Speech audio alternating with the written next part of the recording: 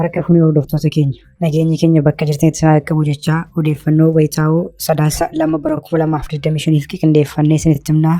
Dursa oduu ijoo waraanni bilisummaa Oromoo godina Gujii lixaa aanaa Sirroo Barguudaatti loltoota faashistii Abiyyi Ahmad haleelee bilxiginnaan kisaaraa guddaa humna namaa fi qabeenyaa isarra gahaa jiru damdamachuu dadhabuun qondaaltota hojiirraa jijjiiraa fi izzii haaraa hundeessaa jira jedhame. Raayyaan ittisaa ibsa baaseen sochii hidhattootaa jedhee 80-0 injifachuu fuula miidiyaa hawaasummaa isaa irratti maxxanse. Qondaallee bilxiginnaa tokko kaansariidhaan qabamuudhaan wal'aansaa keemootiraappii hordofaa jiraachuun dhaga'ame. Bilxiginnaan faannoof bakka leenjii qopheessuutii hanga reeshinaa fi loojistikii gurguddaatti kan gargaaru yoo ta'u, hawaasa Oromoo qe'ee isaa tikfachuuf meeshaa bitate garuu hiikuun afaan bineensaa buusaa jira jedhame. Tiraamp Naayijeeriyaatti ajjeechaa kiristaanotaa irratti raawwatame jedhameef tarkaanfii waraanaa fudhachuuf dhaadatan. Warri toora YouTube chaanalii kanaaf haaraa taatan subscribe, like, share gochuudhaan nu cinaa dhaabadhaa jechaan gara bal'ina oduutti isin dabarsa. Irree fi gaachanni uummataa Oromoo waraanni bilisummaa Oromoo zooniin kibbaa waraana faashistii bilisiginnaa godina Gujii lixaa aanaa Sirroo Barguudaa gandaa Diidolee Haaraa iddoo addaa Guutalee jedhamutti har'aa sadaasa 2/2025 tarkaanfii fudhachuun loltoota bilisiginnaa 2 battalatti yommuu ajjeesu 3 irraa ammoo madabdamdamii hin qabne geessisuutu himame. Raayyaa ittisaa meeshaa gurguddaa fi diroonii jabanaa hidhachiisuun ilmaan Oromoo fi lammiilee impaayirtii biroo akka baalaatti harcaasaa kan jiru bilisiginnaan amma ammoo jeneraalota hojiirraa ari'uu fi izziiwwan haaraa hundeessuun dhaga'ame. Bilisiginnaan kanaan dura waboo 7 keessatti balleessinaa jechuun dhaadataa erga ture booddee dhiyeenya kana ibsa baaseen waboon qabiyyee fi daangaa sochiisaa bahaa Oromiyaa fi kibba bahaa Oromiyaa keessatti saffisaan babal'isaa jiraachuu amanee ture. Kanaafis godina Harargee lixaa, Harargee bahaa fi naannoo magaalaa Dirree Dhawaatti haleellaa cimaan waraana bilisummaa Oromootiin irratti raawwatamuu ibsa torbee darbe keessa baaseen raayyaan ittisaa impaayirtii mirkaneessee ture. Loltoonni raayyaa ittisaa kunneen barcuma aangoo nama dhuunfaa Abiyyi Ahmad tiksuuf Oromiyaa fi kutaalee impaayirtii birootti bobba'anii guyyaa guyyaan ajjeefamaa fi booji'amaa jiru. Tibbanaa kisaaraa humna namaa fi qabeenyaa irra gahaa jiru damdamachuu kan dadhabee bilisiginnaan jeneraalota hojiirraa ari'aa fi kaan ammoo bakka jijjiiraa jiraachuutu gabaafame. Haala kanaan ajajaa izzii bahaa kan ture Leetinaanti Jeneraal Masalee Masarat warreen ari'aman kana keessaa tokko ta'uutu ifoome. Qondaalli waraanaa bilisiginnaa aangoorraa kaafame kun loltoota isaa Oromiyaa, Amaaraa fi Tigraayitti bobbaasuun dhiiga namoota 60 dhangalaasaa ture jedhame. Yeroo Abiyyii fi Isaayyaas Finfinnee fi Asmaraa gidduu deddeebi'uudhaan cidheeffachaa turanii fi tokkummaan uummataa Tigraayitti dulan namoota dibbee faaruu loltoota Eertiraaf rukutaa turan keessaa namni kun isa tokko. Qondaala waraanaa Eertiraa Jeneraal Filiiphoos jedhamuun gorsaa keenya abbaa keenya jechuunis jajaa ture. አዛዦቻችን ጋር ይበልጥም ደግሞ ጀነራል ፊሊጶስ ምን ጊዜም ከኛ አልተለየም።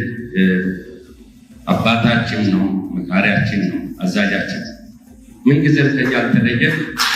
Qondaalumti kun lixaa Oromiyaa magaalaa Naqamteetti saasaa taasisaniin fiild maarshaal Biraanuu Juulaaf dibbee faaruu rukutuun jajaa turaniiru. አይቀጡ ቅጣት በመቅጣት ባድሜ ከተማ ላይ ኢትዮጵያ ሰንደቅ ዓላማ በማውለብለብ የዘመቻ ፀሐይ ግባትን ታሪክ ድል ለመላው ሕዝባችን ማብሰር ችሏል። ይህ ሁኔታ ሲከሰት በወቅቱ ክፍለ ጦሮቻችን ሲመሩ ነበሩት አሁንም ያሉት የጦር ኃይላችን ጠቅላይ ኤታማዦር ሹም ፊልድ ማርሻል ብርሃኑ ጁላ ይገኝበታል። Bakka isaanii Meejar Jeneraal Asaffaa Bahaa Taabuu maddii keenya kun ifoomseera. Ajajni Bahaa baay'inaan Oromiyaa keessa kan socho'u yommuu ta'u, gara naannoo Amaaraa fi Gumuzittis ni cehu jedhame. Abiyyi Ahmad qondaalota waraanaa bakka dhalata isaaniitti filee ramaddii kennaa fi akka jirutu himame. Sababni isaa ammoo loltoonni isaa Oromiyaa fi Amaaraa keessatti ajjeefamaa jiraachuu hordofeetu akka ta'e himame. 80-0 injifanneerraa jechuun raayyaan ittisaa Abiyyi ibse. Raayyaan ittisaa ibsa baaseen sochii hidhattootaa jedhee 80-0 injifachuu fuula miidiyaa hawaasummaa isaa irratti maxxanse. Lola naannoo Amaaraa keessatti gaggeeffamaa jiruun hidhattoonni naannichaa haleellaa boombii dabalatee tarkaanfii cimaa humnoota bilisiginnaa irratti fudhachuun miidhaa qaqqabsiisuu yoo ibsan, bilisiginnaan ammoo oduu faallaa kanaaf balballoomsaa jira. Ajajaa Tikootaa Abiyyi kan turee fi amma ajajaa Izzii Kaaba Bahaa kan ta'e Leetinaanti Jeneraal Biraanuu Baqqalee naannoo Amaaraa godina giddu galeessaa Gondar keessatti tarkaanfii fudhannee hidhattoota 80 fi 0dhaan injifanneerra jedhaniiru. Namoonni hedduun garuu raayyaan ittisaa barcuma Abiyyi Ahmad tiksuuf deeman kun namoota nagaa hedduu haleeluu fi qabeenya hawaasaa mancaasuun alatti injifannoo 80 fi 0dhaan galmeessan hin qabanii jechaa jiru. Qondaallee PP tokko kaanseriin qabaman. Qondaallee Bilxiginnaa tokko kaanseriidhaan qabamuun wal'aansaa keemooteraappii hordofaa jiraachuun dhaga'ame. Itti gaafatamtuun Koomishinii Turizimii Oromiyaa kan taate Koomishinar Lalisee Dhugaa dhibee kaanseriin qabamuun wal'aansaa keemooteraappii hordofaa akka jirantu himame. Dhibee kaanserii gosa kamii akka ta'e haga yoonaatti kan hin ifoomne ta'us Aadde Laliseen garuu suuraa rifeensi isaanii irraa haadamee fuula feesbuukii isaanii irratti dhoobuun dhibee wajjin wal'aansoo walqabaa hojiitti jiraachuu isaanii ibsaniiru. Meeshaa hiikadhaa jedhamnee jechuun jiraattonni himan. Godinaalee Oromiyaa Bilxiginnaan hidhattoota finxaaleeyyii faannoo itti bobbaasuun lubbuu namaa akka baalaatti harcasaa jiru keessaa godinni Wallagga Bahaa ishee tokkodha. Hawaasni Oromoo qe'ee fi qabeenya isaa irratti loltoota finxaaleeyyii Bilxiginnaan waboo haa rukutanii fudhachiisiin jumlaan ajjeefamaa, konkolaataa keessaa buufamee ajjeefamaa, qe'ee fi qabeenya isaa saamamaa jira. Uummanni kun qotatee aramachuun bahee galuun hafee amma yaadaa fi yaaddoon cinqamee guyyaa du'a isaa eeggataa jedhu maddeen yaada kennan. Uummanni kun gaafa isaa gamuu ajjeesnee duuna malee ciisnee hin duunu jechuun meeshaa waraanaa bitatee qe'ee fi qabeenya isaa tikfachuu gaafa eegalu Bilxiginnaan irra deemuun meeshaa keessan hiikadhaa jechuun hawaasa irraa sassaabaa jiraachuutu ifoome.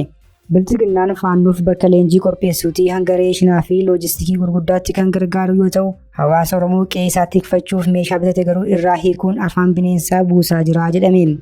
Haala kanaan qabata waboo deeggartuu jedhuun uummata qaama siyaasaa kan waliin hidhata wayituu hin qabnee fi akeeka qe'ee isaa irra deddeebiin hidhattoota finxaaleeyyii faannootiin haleelamaa jiru tikfachuu qabu irraa meeshaa hiikuun haleellaaf saaxilaa jiraachuu jiraattonni ni himu. Isaan faallaa finxaaleeyyii fi deeggartoota isaanii ifatti meeshaa waraanaa hidhatanii socho'an irraa meeshaa wayituu osoo hin hiikin nurraa hiikuun yaaddoo guddaa nutti naqeeraa jedhu jiraattonni yaada kennaniin. Silaa qaamni maqaadhaaf biyyan geggeessa ofiin jedhu hidhattoota finxaaleeyyii fi deeggartoota isaanii humna nageenyaan tasgabbeessuu akkasumas uummata Oromoo naannoo sana jiraatu hidhachiisuu fi ijaaruu qaba ture kan jedhan jiraattonni amma garuu faallaa kana hidhattoota finxaaleeyyii haamileessuun uummata Oromoo irraa meeshaa hiikaa jira jedhan. Bilxiginnaa hidhattoota finxaaleeyyii ofii bobbaasuun kutaalee Oromiyaa iddoo garaagaraatti haleellaa raawwachiisaa fi lubbuu namoota hedduu galaafachaa jira. Dhiyeenya kana haleellaa godina Shawaa Lixaa Aanaanuutti hidhattoonni kunneen raawwataniin lubbuun namoota 26 ol darbuun ni yaadatama. Doonaald Tiraamp Naayijeriyaatti ajjechaa kiristaanota irratti raawwatame jedhameef tarkaanfii waraanaa fudhachuuf doorsisan. Pireezidaantiin Ameerikaa Doonaald Tiraamp sanbata darbee Naayijeriyaan dararaa lammiilee ishee kiristaana irra ga'aa jiruuf dantaa kennaa hin jirtu jechuun erga himatanii booda ministeerri waraanaa biyyattii tarkaanfii waraanaa fudhachuuf akka qophaa'u ajaja dabarsaniiru.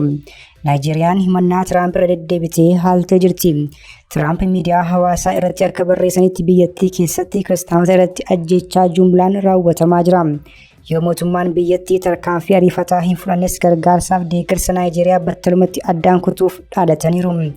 Jimaata darbees pireezidaantichi Naayijeriyaa keessatti gidiraa fi ajjechaan kiristaanotaa bal'inaan raawwatamaa jiraachuu kaasuun biyyattiin haala yaaddessaa ta'een xiyyeeffannoo addaan ilaalamuu akka qabdu labsuun isaanii ni yaadatama. Sanbata kaleessaa darbee ammoo mootummaan Naayijeriyaa ibsa karaa ministeera dhimma alaa isaatiin baaseen himannaa Tiraamp kana kufaa taasiseera. Ministeerri dhimma alaa Naayijeriyaa Ambaasaadder Yuusuf Tugaar ibsaa kennaniin ejjennoon Tiraamp dhugaa qabatamaa Naayijeriyaa keessatti mul'atu kan hin calaqqisiifne ta'uu ibsaniiru. Hordoftoota keenya oduu sa'aatii kanaaf qabannee dhiyaannee kana gaammaatti hordoftan ture. Oduu biraan hanga walitti deebinutti nagaatti.